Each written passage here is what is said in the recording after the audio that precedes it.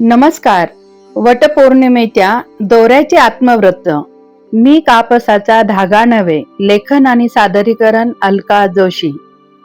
मी कापसाचा धागा नव्हे, विश्वासाची वीण आहे. दोन जीवांच्या प्रीतीमधली ईश्वराची खूण आहे. वटवृक्षाच्या चरणी जाऊन जन्मोजन्मी गुंफत जातो. सावित्रीच्या निष्ठेचा मी अमर इतिहास गातो. शेतकऱ्याच्या घामामधून माझा जन्म फुलला. आईच्या मायेच्या हातांनी शुभ संस्कार मिळाला. पूजेच्या त्या ताटामधला मी मंगल श्वास बनलो. अक्षता हळद कुंकवा बरोबर भक्तिभावात न्हालो. मी कापसाचा धागा नव्हे, विश्वासाची वीण आहे. दोन जीवांच्या प्रीतीमधली ईश्वराची खूण आहे. वडाभोवती फिरताना मी मंत्रांचा स्वर ऐकतो. प्रत्येक प्रदक्षिणेत प्रेमाचा नवा अर्थ शिकतो. गाठ गाठ ही सांगत असते, मनामध्ये पूल बांधा. रुसवे फुगवे विसरून सारे, स्नेहाची फुले गुंफा, स्नेहाची फुले गुंफा. मी कापसाचा धागा नव्हे, विश्वासाची वीण आहे. दोन जीवांच्या प्रीतीमधली ईश्वराची खूण आहे.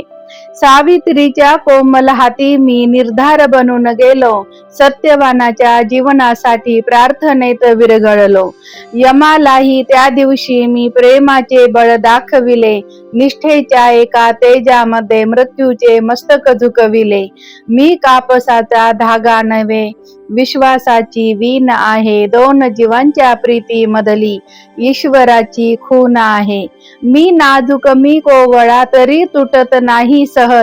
विश्वासाच्या धाग्यांनाही असते प्रेमाचीच ऊब. सोन्याहूनही मौल्यवान मी, मोजू नका किंमत माझी.